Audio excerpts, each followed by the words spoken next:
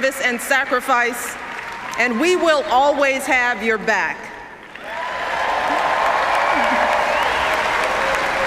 Over the past few years as First Lady, I have had the extraordinary privilege of traveling all across this country, and everywhere I've gone and the people I've met and the stories I've heard, I have seen the very best of the American spirit. I have seen it in the incredible kindness and warmth that people have shown me and my family, especially our girls. I've seen it in teachers in a near bankrupt school district who vowed to keep teaching without pay. I've seen it in people who become heroes at a moment's notice, diving into harm's way to save others, flying across the country to put out a fire, driving for hours to bail out a flooded town. And I've seen it in our men and women in uniform and our proud military families. In wounded warriors who tell me they're not just gonna walk again, they're gonna run, and they're gonna run marathons. In the young man blinded by a bomb in Afghanistan who said simply, "I'd give my eyes 100 times again to have the chance to do what I have done and what I can still do." Every day, the people I meet inspire me. Every day they make me proud. Every day they remind me how blessed we are to live in the greatest nation on earth.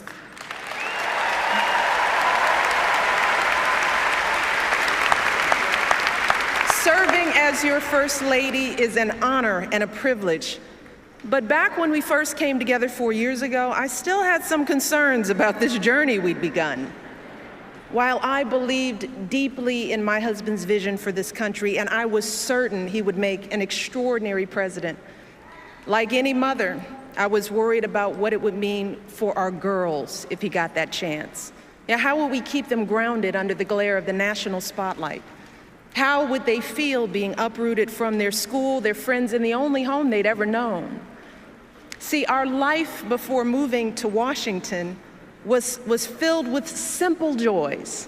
Saturdays at soccer games, Sundays at grandma's house, and a date night for Barack and me was either dinner or movie, because as an exhausted mom, I couldn't stay awake for both. And the truth is, I loved the life we had built for our girls, and I deeply loved the man I had built that life with, and I didn't want that to change if he became president. I loved Barack just the way he was. You see, even back then, when Barack was a senator and a presidential candidate, to me, he was still the guy who picked me up for our dates in a car that was so rusted out, I could actually see the pavement going by in a hole in the passenger side door. He was the guy whose proudest possession was a coffee table he'd found in a dumpster, and whose only pair of decent shoes was a half size too small. But see, when Barack started telling me about his family, see, now that's when I knew I had found a kindred spirit, someone whose values and upbringing were so much like mine. You see, Barack and I were both raised by families who didn't have much in the way of money or material possessions, but who had given us something far more valuable: their unconditional love, their unflinching sacrifice, and the chance to go places they had never imagined for themselves. My father was a pump operator at the city water plant, and he was diagnosed with multiple sclerosis when my brother and I were young. And even as a kid, I knew there were plenty of days when he was in pain. And I knew there were plenty of mornings when it was a struggle for him to simply get out of bed. But every morning, I watched my father wake up with a smile, grab his walker, prop himself up against the bathroom sink, and slowly shave and button his uniform. And when he returned home after a long day's work, my brother and I would stand at the top of the stairs of our little apartment, patiently waiting to greet him, watching as he reached down to lift one leg and then the other to slowly climb his way into our arms. But despite these challenges, my dad hardly ever missed a day of work. He and my mom were determined to give me and my brother the kind of education they could only dream of. And when my brother and I finally made it to college, nearly all of our tuition came from student loans and grants, but my dad still had to pay a tiny portion of that tuition himself. And every semester, he was determined to pay that bill right on time, even taking out loans when he fell short. He was so proud to be sending his kids to college, and he made sure we never missed a registration deadline because his check was late. You see, for my dad, that's what it meant to be a man. Like so many of us. That was the measure of his success in life, being able to earn a decent living that allowed him to support his family. And as I got to know Barack, I realized that even though he had grown up all the way across the country, he'd been brought up just like me. Barack was raised by a single mom who struggled to pay the bills and by grandparents who stepped in when she needed help. Barack's grandmother started out as a secretary at a community bank, and she moved quickly up the ranks, but like so many women, she hit a glass ceiling. And for years, men no more qualified than she was, men she had actually trained, were promoted up the ladder ahead of her, earning more and more money while Barack's family continued to scrape by. But day after day, she kept on waking up at dawn to catch the bus, arriving at work before anyone else, giving her best without complaint or regret. And she would often tell Barack, so long as you kids do well, Bear, that's all that really matters. Like so many American families, our families weren't asking for much. They didn't begrudge anyone else's success or care that others had much more than they did. In fact, they admired it. They simply believed in that fundamental American promise that even if you don't start out with much, if you work hard and do what you're supposed to do, you should be able to build a decent life for yourself and an even better life for your kids and grandkids. That's how they raised us. That's what we learned from their example. We learned about dignity and decency, that how hard you work matters more than how much you make, that helping others means more than just getting ahead yourself. We learned about honesty and integrity, that the truth matters, that you don't take shortcuts or play by your own set of rules. And success doesn't count unless you earn it fair and square. We learned about gratitude and humility, that so many people had a hand in our success, from the teachers who inspired us to the janitors who kept our school clean. And we were taught to value everyone's contribution and treat everyone with respect. Those are the values that Barack and I and so many of you are trying to pass on to our own children. That's who we are. And standing before you 4 years ago, I knew that I didn't want any of that to change if Barack became president. Well, today, after so many struggles and triumphs and moments that have tested my husband in ways I never could have imagined, I have seen firsthand that being president doesn't change who you are. No, it reveals who you are.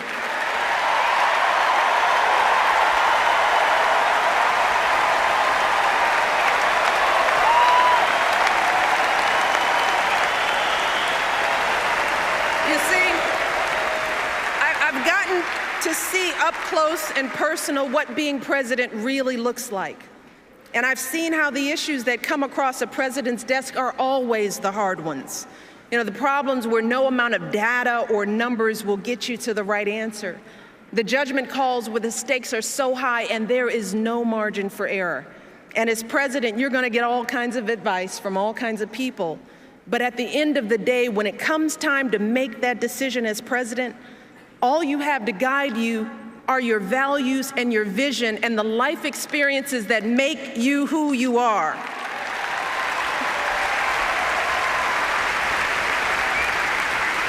So when it comes to rebuilding our economy, Barack is thinking about folks like my dad and like his grandmother. He's thinking about the pride that comes from a hard day's work. That's why he signed the Lilly Ledbetter Fair Pay Act, to help women get equal pay for equal work. That's why he cut taxes for working families and small businesses and fought to get the auto industry back on its feet. That's how he brought our economy from the brink of collapse to creating jobs again, jobs you can raise a family on, good jobs, right here in the United States of America.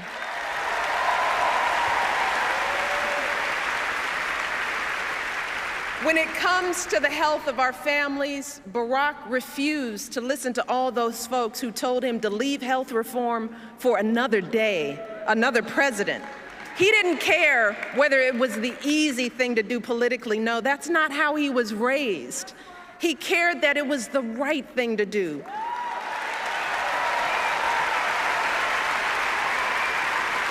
He did it because he believes that here in America, our grandparents should be able to afford their medicine. Our kids should be able to see a doctor when they're sick. And no one in this country should ever go broke because of an accident or an illness.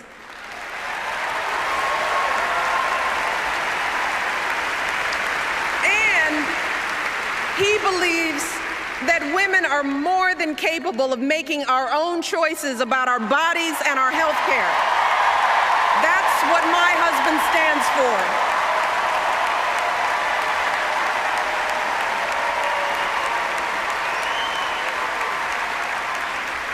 When it comes to giving our kids the education they deserve, Barack knows that, like me and like so many of you, he never could have attended college without financial aid.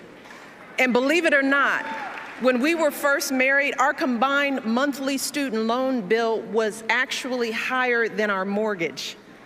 Yeah, we were so young, so in love, and so in debt. And that's why Barack has fought so hard to increase student aid and keep interest rates down, because he wants every young person to fulfill their promise and be able to attend college without a mountain of debt.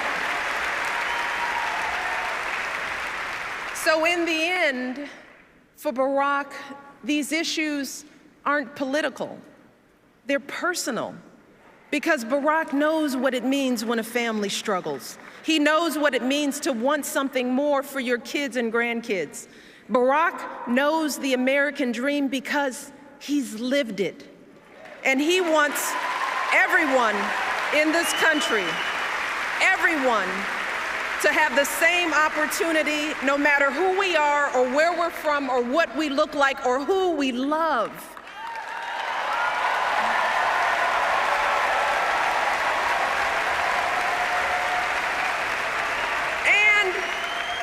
He believes that when you've worked hard and done well and walked through that doorway of opportunity, you do not slam it shut behind you. No, you reach back and you give other folks the same chances that help you succeed.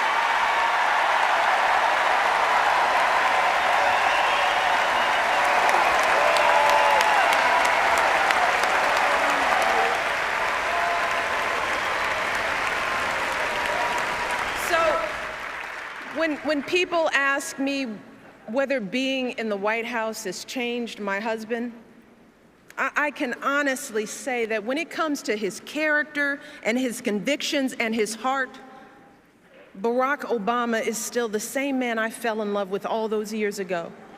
Yeah.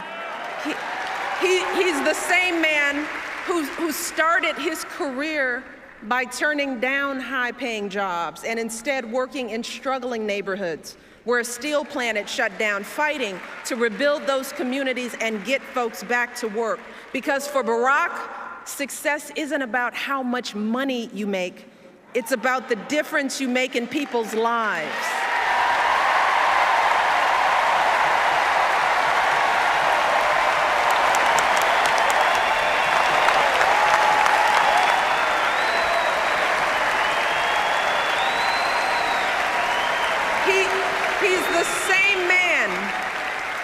He's the same man when our girls were first born would anxiously check their cribs every few minutes to ensure that they were still breathing, proudly showing them off to everyone we knew. You see, that's the man who sits down with me and our girls for dinner nearly every night, patiently answering questions about issues in the news, strategizing about middle school friendships. That's the man I see in those quiet moments late at night, hunched over his desk, poring over the letters people have sent him. The letter from the father struggling to pay his bills, from the woman dying of cancer whose insurance company won't cover her care, from the young people with so much promise but so few opportunities. And I see the concern in his eyes. And I hear the determination in his voice as he tells me, "You won't believe what these folks are going through, Michelle. It's not right. We've got to keep working to fix this. We've got so much more to do."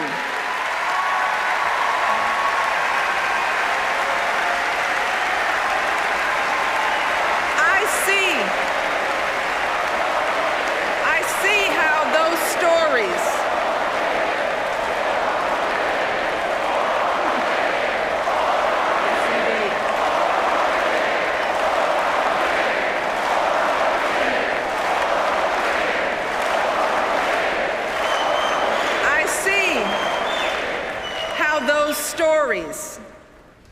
our collection of struggles and hopes and dreams. I see how that's what drives Barack Obama every single day. And I didn't think that it was possible, but let me tell you, today, I love my husband even more than I did 4 years ago, even more than I did 23 years ago when we first met. Let me tell you why. See, I love that he has never forgotten how he started. I love that we can trust Barack to do what he says he's going to do, even when it's hard, especially when it's hard. Yeah, I love